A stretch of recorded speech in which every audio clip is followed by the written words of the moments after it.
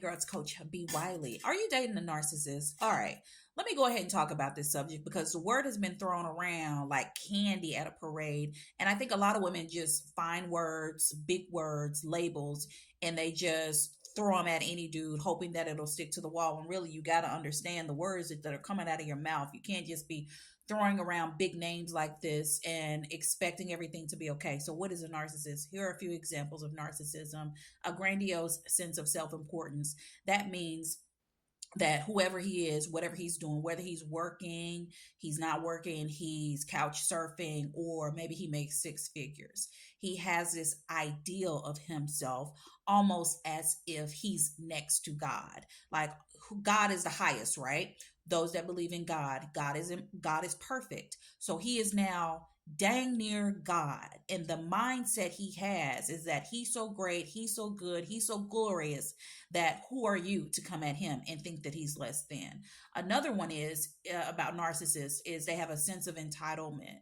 Now let's say you've been dating this guy, you were interested in him, he was interested in you. Let's say a few months go by, something about him is not jiving with you. Whatever that may be, it doesn't matter. The point is you're no longer wanting to date him, but now he sees you as his property, his possession, and he feels as though he's entitled to you. So if y'all spent a lot of time together, he feels like he's entitled to more of your time, even when you don't want to spend time. If you guys have gotten jiggy with it, that means he feels entitled to your body moving forward, even though you're not into it like that.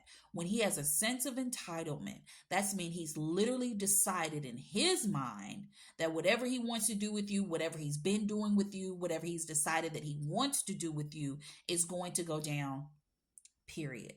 Another characteristics of a narcissist is he lacks empathy. That means, for example, I knew a textbook narcissist. I call him a textbook narcissist. This is why. Because I went and I checked my sources. You always got to check your resources and sources. I love to read. So I went on, I believe it was Psychology Today. I believe that's what it was, but it was online and they were talking specifically about the characteristics of a narcissist. This is what it looks like. This is what you do in your reaction to a narcissist. These are literally certified professionals and therapists, people who have been studying narcissists for years and years. So as I'm reading, I'm looking at different therapists who are telling you about their experiences and what it looks like. I probably read maybe five different articles specifically on the characteristics because I was in a situation where I thought maybe that's what I was dealing with, and I was absolutely right. And the more I read, the more my eyes got bigger and bigger and bigger because it was like they were literally defining and describing exactly who this dude is. And it was scary because narcissism can be scary. And when you throw around that word, like you're saying he's a cheater, just because he's a cheater don't mean make him a narcissist. He's just a cheater and can't stay faithful. That doesn't mean he's a narcissist. Just because he lies, that just means he's a liar. Maybe a pathological liar, habitual liar. That doesn't mean he's a narcissist. So when we talk about lack of empathy, for example, this person, this true story, this person, he's a truck driver or was, I don't know. Back when I knew him, he was a truck driver. And he was going up like a snaky hill because he drives one of the big rigs. He was going up a snaky hill, and there was another truck driver in front of him. And he says to me, because we were on the phone, he says to me, "Man, that guy is going pretty fast. He's going a little too fast to be going up this snaky hill." Well, long story short, the big truck got ahead of him. He ended up seeing the truck turned over on its side. It crashed. He saw it. He's looking at it. He's telling me about it. And I said, "Are you going to stop? Are you going to call the police?" And he was like, "No." And I said, "What if they're dead? Does it look like he's dead?" And he was like, "Probably." And I said, "Why don't you call the police? Are you crazy?" He literally said, "That don't have ish to do with me." You know what that is? That's crazy, right? That's a lack of empathy. That's someone who literally doesn't give a dang about someone else, about the human race, about anyone outside of themselves. Another characteristic of being a narcissist is manipulative behavior, manipulating. You're doing something when you're dating a woman to try to self serve. You'll say anything, you'll coerce her, you'll try to swindle her, you'll find out what kind of man she likes, you'll become that to manipulate the situation, to get, to feed your ego, to play on your, to not arrogant. Arrogance is a sign of narcissism, by the way. But when we're talking about manipulation, he'll say and do anything in order to serve self. That's just what it boils down to.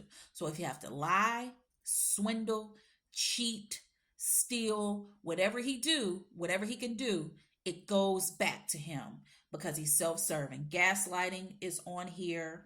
Complete self-absorption that goes back to self-serving. He's arrogant. I just said that. Frequent envy. And the last one we'll talk about is ignoring boundaries. So if you know your boundary is you want to wait to get jiggy with it when you're dating someone exclusively, and he somehow finds a way to try to push that boundary, whether being sexually off putting, sexually disrespectful, whether he'll make these crude jokes that lead back to sex, or if you're in person, he tries to fill up on you to try to take it there. He is deliberately ignoring your boundary because he don't give a crap about your boundary, because it all goes back to him. Because why? Because he's self-absorbed. That's really the last one. And if you think about what I just said, when we're trying to put these names on people. Personally, even though I am a certified life coach, I'm not a therapist, I'm not a psychologist. And I have people ask me that all the time. Are you a psychologist? And I'm like, no. However, fun fact, my second year in college, I changed my major because I transferred from UAPB and I transferred to UALR, and my major was psychology. And I was a secretary at UAMS for a group of psychologists. Wouldn't that be perfect, right? I wanted to be a psychologist. I got hands-on experience right there. But I'm not a psychologist. However, I have my experiences. I read a lot. I read from professionals. But outside of that textbook narcissist that I knew personally, I had known him for almost 20 years. I wouldn't just call a dude or label a dude anything other than whatever it is he is. He's a liar. He's a cheater. He no good. He a woman or he a manipulator.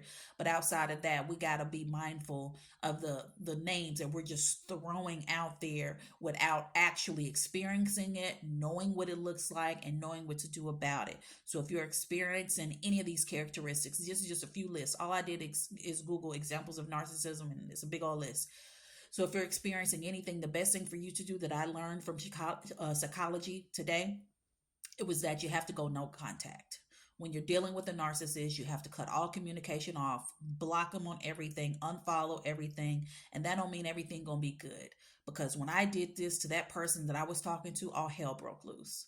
And it wasn't fun. It wasn't fun at all. But if you're in that situation, just go no contact. But if you don't know if he is this or that, and you just need a name to call him for what he is, exactly what you see him doing. Because you don't want to put these heavy labels on people. It's just not right. Because you wouldn't want someone to call you something that you're not just because you act over here in a certain way. All right. Thank you for watching. If you're still here, go ahead, hit the link in my bio.